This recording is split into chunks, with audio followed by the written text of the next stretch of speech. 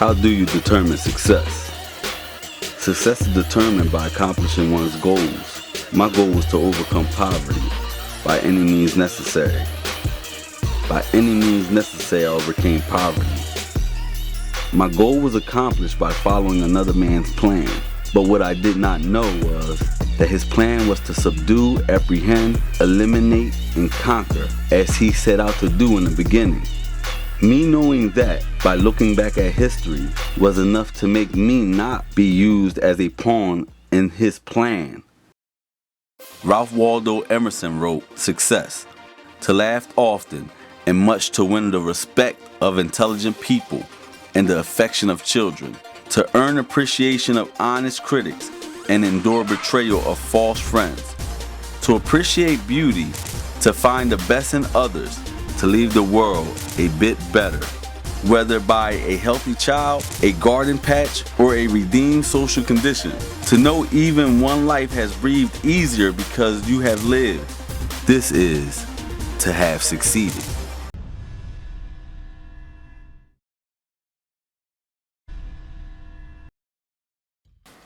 Look at you. You're running around here, you're dressing like the master. You're calling your friends the name the master gave your ancestors. I'm not understanding that. You gotta wake up. Yo, D, you's a smooth nigga. I seen you when nobody knew who pulled the trigger. Do you know what went on just so you can enjoy this, what they call freedom? Our ancestors tried to pave a way for a better future, and you're helping the same man who tried to destroy us then, destroy us now. Nothing can stop you. You got everything. You know how many people died just so you can enjoy this?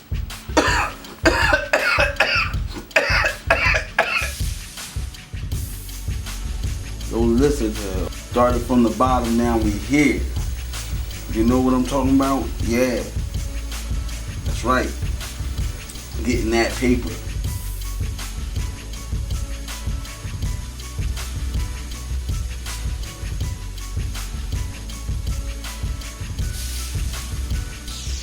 Do you know how many people died just so you can enjoy this? Well, I don't know what will happen now. We've got some difficult days ahead. But it really doesn't matter with me now. I may not get there with you. Oh, forget about what that nigga said. Don't listen to him. Nothing can stop you.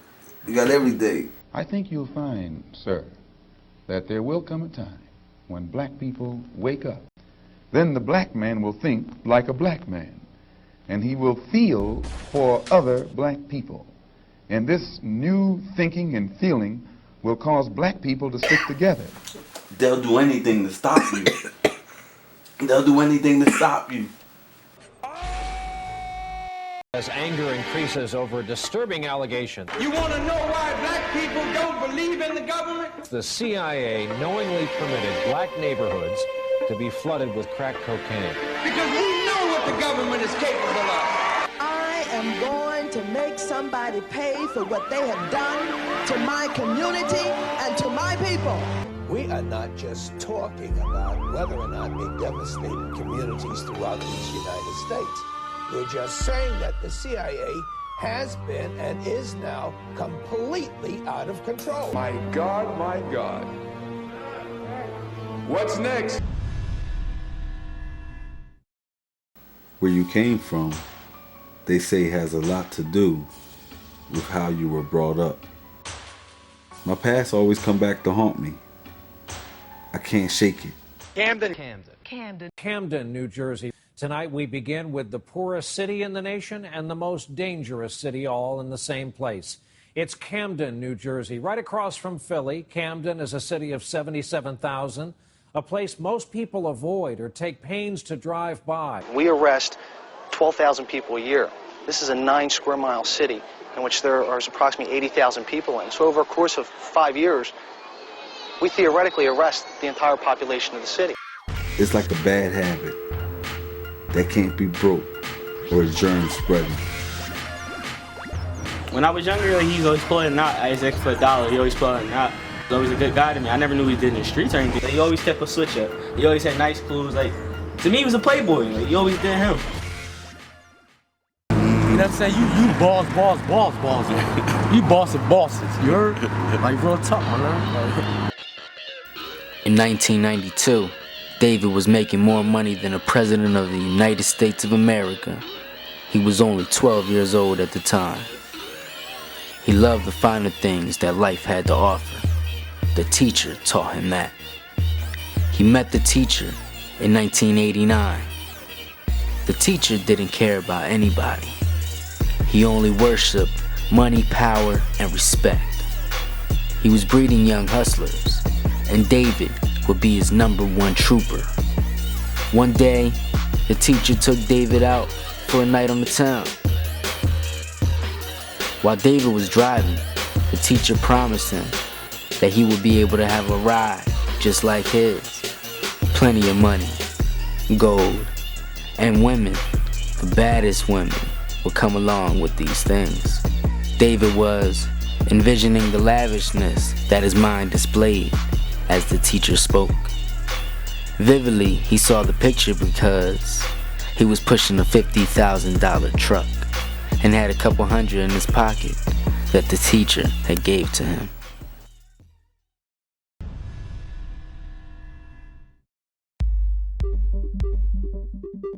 Rule number 1, never get high on your own supply. If you don't follow this rule, life will turn on you and take all your possessions and your family. You'll become what people hate instead of love. Rule number 2, never keep any drugs on you or where you rest at. The only thing you need to carry in this game is steel. Cause there will be haters out there trying to take what's yours. And you may even try to take your life with it. Rule number 3, never trust anyone. You have to have eyes in the back of your head in this game. The more you grow, the more people hate you or want to be you. Your friends will stab you in the back, and a girl will be the first one to ride you for cash. Never let the right hand know what the left hand is doing. Rule number 4, there's no love in this game. If someone takes from you, I don't care who it is, they have to be dealt with. If not, they'll do it again and again. Rule number 5, never fear. Fear will get you killed. And in this game we play in, it's kill or be killed. The weakest person will take you out. Rule number 6, keep your family and your business completely separated, because business and family don't mix. Family always wants something for free. Who is it? Yo, it's Doc, man. What you want, Doc? Come on. Doc, what do you want? Man, come on, let me float me a bag, man, too, man. You got that dough? You got that dough from last time? Man, yo, I got you, man. Come on, man, don't do that to me now, man. I can't keep hooking you up every time, doctor. Man, come on, man, just one more time, man. You gotta have that dough. I need that dough. Man, look, man, this me and you, man. Rule number 7, never sell anything to anyone. Always have someone else do that job.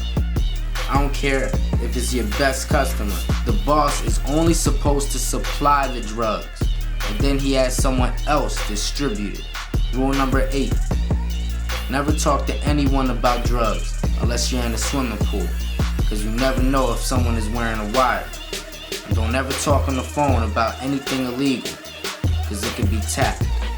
Rule number 9, don't hang around where the money is being made, because if they can place you there, then they can say you have something to do with it. Rule number 10, always enjoy yourself. Don't let one moment pass you by, because you never know when it's gonna come to an end. So ball till you fall. There were so many other rules that he didn't explain, because when you're in the game has its own rules. New ones get made every day, and every rule is made to be broken. There are only two things that are guaranteed in this game: death or incarceration. Nothing else. But he didn't tell him that. As a child, David was a gold medalist in track and field, but his talents were used to escape the police. He started out as a lookout. He was only 11 years old in the game. He remembers the first time falling for you. He was just a child. Your gentle breeze caressed his skin in the spring, and his cheeks turned a flustering red, and he's brown skinned. Watching you from his upstairs room window excited him. He dreamed about running with you, spending quality time, being part of your everyday life, and you a part of his. His vision was a recorder, his eyes two lenses, taking in everything you did, what you allowed, and the things you didn't permit. His heart became as hot as a furnace for you. He grew up on 27th Street in the Kramer Hill section of Camden, New Jersey, a city where poverty is stricken and criminal activity has made it its resting home. Life wouldn't be the same for this young man. From the road he would be forced to choose to escape this harsh reality. The fast life had seemed promising at first, but it would soon lead to devastation, nearly costing him his life in 1996. A so-called friend had broken into his house and stole $18,000. When the teacher and David had found out who did it, it was bloodshed. David was arrested and held on a $1 million bail, sitting in his cell looking at 30 to 60 years. The word spread through the streets that David had life in prison.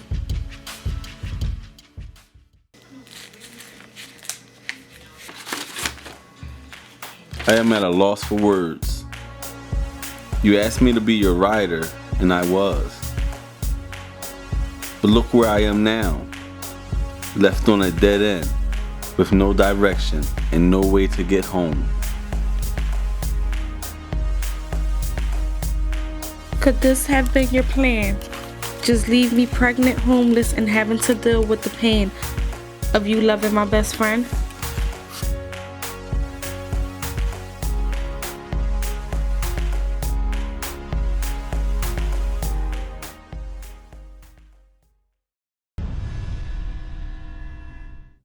David examined his past and tried to figure out where all his mistakes had came from. He noted that his childhood was full of having to make adult decisions. He was a man before he could even be a kid. Growing up poor and not having the things others had was where his need for excesses came from. Living in an impoverished city and having little or nothing made his sense of entitlement grow. Society had made drug dealing seem so right. After being incarcerated for 3 years, David was acquitted of all charges and released from prison. Coming home for David really awakened him to the devastation occurring on the streets. Seeing so many youth dying and such epidemic strife cursing our people, David set out to influence a change within the Camden community, one that upholds the dignity of life, spreading peace, equality, wellness, and prosperity. Because David fell victim to the streets at such an early age, he has now made it his mission through his story to encourage youth into taking the opposite approach to life. I'm David Clark, and I'm asking for your support on this journey. It will change your life.